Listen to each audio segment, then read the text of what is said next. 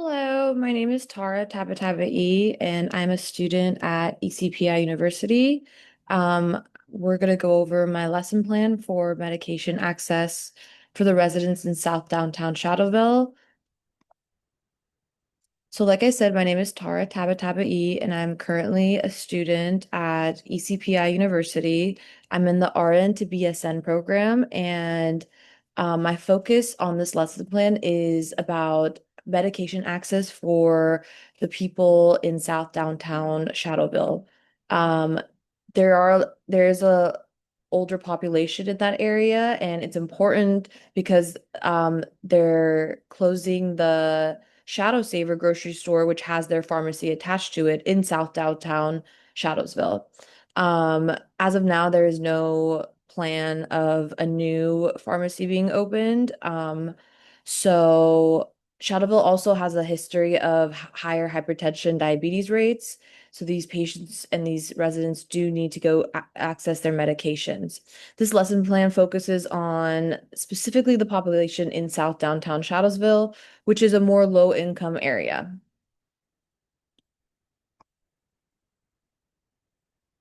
In this lesson, we're going to learn about how to identify two barriers to accessing medications when the pharmacy closes, how to identify two different ways to obtain prescriptions after closure, and then how to identify two resources to support ongoing medication access. So first of all, we need to let the people in town know the pharmacy is closing. The pharmacy Shadow Savers, which is also a grocery store in Southtown Shadowsville, is closing with no updates on a replacement pharmacy as of now. At this time, the most convenient pharmacy for the residents in South Downtown to get their medications, it would be going to a farther pharmacy in another part of Shadowville. There's a sign outside the supermarket, Shadow Savers, stating that it's closing with no specific date, no plans of a new pharmacy opening up. Most pharmacies in general do send out letters or emails letting their customers know that they are closing. So it's important for the people of South Downtown to first of all be aware that this closure is happening so they can make a plan and not last minute not be able to get their medications. It's important to act now because non-adherence to medication can result in bad patient outcomes and other further complications. Um, so why is this important? As I mentioned earlier, it's important because South Downtown Shadowsville is a more low income area with higher rates of hypertension and diabetes. Many of the residents that reside there are older adults who rely heavily on the specific pharmacy that's closing down, and need their medications. When the pharmacy officially closes, some barriers could be transportation, cost, lack of replacement services. This can create challenges for medical adherence for the people in South Downtown. So more potential, so back on the barriers of not being able to access their medication. So transportation is a really big one. A lot of the people that reside in that area may not be able to transport themselves to another pharmacy in a different part of Shadowsville. Even if a new pharmacy does open up just a few miles away, that could still be a barrier for them, if they were so close and so used to the Shadow Savers pharmacy.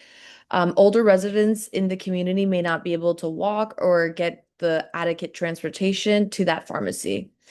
Geography is super important to low-income communities because they have a harder time accessing their medications if a pharmacy or other resources do close nearby.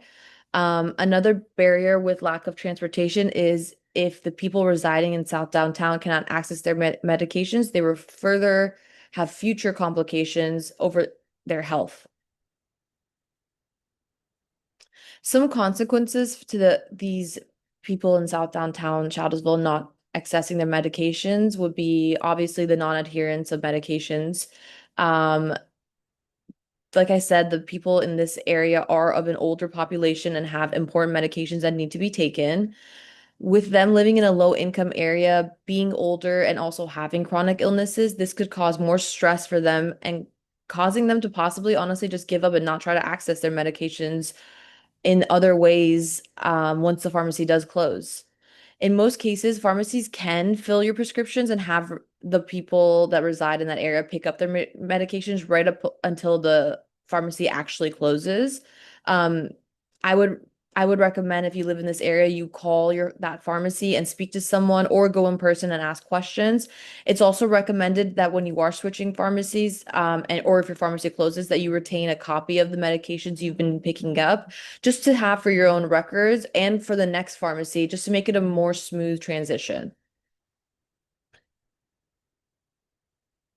There are other ways to refill your medications when the pharmacy does close. Instead of receiving just like the paper copy prescription from your doctor, going to the pharmacy and filling out the prescription and then waiting for it to be picked up, you can actually ask your doctor if their office can fill the prescription virtually for you by phone directly to your pharmacy of choice, just to save you that time. You can also provide ask your provider about telehealth visits, which are virtual doctor's visits, depending on your insurance and depending on the office, just to save even more time. Um, Older patients may prefer to just go to their doctor appointments in person. They're not usually tech savvy, so resources in the community can help out set up these virtual telehealth appointments as well. But it's a great way to minimize the stress of transportation, time, having to risk going to healthcare settings and getting sick because they are an older population. You can also ask your physician's office to help you set up that telehealth visit if other resources are not available. If you don't own a computer or phone for this visit, you can utilize your local library or other resources to access a computer. Um, to minimize the number of times you refill your prescription, you can ask your provider if they can fill your prescriptions months ahead, like a instead of just a 30-day prescription refill, maybe a 90-day refill. If your provider or your insurance allows this. This all depends on what medication you're taking, the provider's approval, all of this. Just remember to ask for help. There is help. There are resources. So other ways to actually obtain your medication, not just the prescription, is if when the pharmacy closes, is there are delivery services for prescription medications that come right to your door in a timely manner. Many pharmacies work with delivery services. So if there is a pharmacy in another area in Shadowville, there could be an opportunity for you to check with them about their delivery service options. There are also medication assistance programs that include volunteers and trained carriers who come help deliver medications for people in low income areas or for people who have difficulty accessing their medications in general. So this is a great resource for when the pharmacy does close. It's important to research these resources to find the one that best fits you in your specific area when you're unaware that the pharmacy is closing, so you can start preparing now.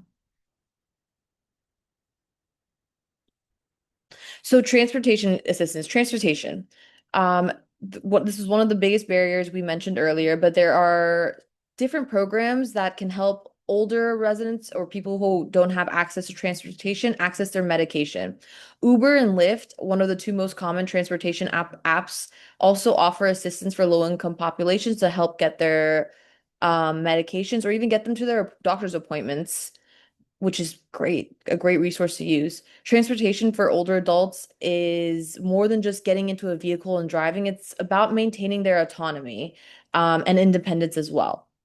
Many Medicare Advantage programs include transportation to medical appointments and pharmacies for additional help. So that's something that you can call your insurance and check with, to see what benefits apply for you when your pharmacy does close. But there's always resources and you just have to check with your community, check with your providers and see what we can do. There are local nonprofits that assist with maintaining attaining medication and transportation. The Patient Access Network, called PAN Foundation, is an organization that helps people with chronic diseases, the elderly populations, and people with financial struggles transport them to medical appointments and pharmacies. They can also help people transport to grocery stores, since Shadow Saver is also a grocery store that's shutting down in South Downtown Shadowville. So people still need to get their groceries too, not just the pharmacy and medications. So this is a great resource to use to help with both. Each state has its own different volunteer groups and organizations that transport schedules for the elderly population to ensure that they are going to their medical appointments and they're able to go to the pharmacy with ease. Check your state's organization to see which resource best fits your schedule. Utilizing the public bus transportation, we can work on educating the residents in South Downtown Shadowville to utilize the bus transportation system. This may not work out for everyone's schedule, but it is a great resource to try during this time. They can do a test run before the pharmacy actually closes. We can ask the community to send out letters of the bus schedule for the residents of that area to have a copy of, since the bus station in South Downtown Shadowsville doesn't have a very clear visual bus route located like right on the side of the bench. This is just another resource that can help you get to the pharmacy in a timely manner, but it's gonna take trial and error because um your schedule might not match the bus route schedule. So that's something to keep in mind. So, in conclusion, hopefully, after this lesson plan, you can prepare for the closure of the pharmacy and figure out different ways to receive your medication before the pharmacy actually closes. So, always have a plan before it actually closes. It's always better to plan ahead of time, especially when it has to do with your health and your medications. And since that's so important for your quality of care and your health overall. So I hope this lesson plan gives you some information and insight into how to access medication when your pharmacy does close. At the bottom of this lesson plan, there is a 5-question quiz that I would love for you to take to test your knowledge. Thank you, and I hope you enjoyed this.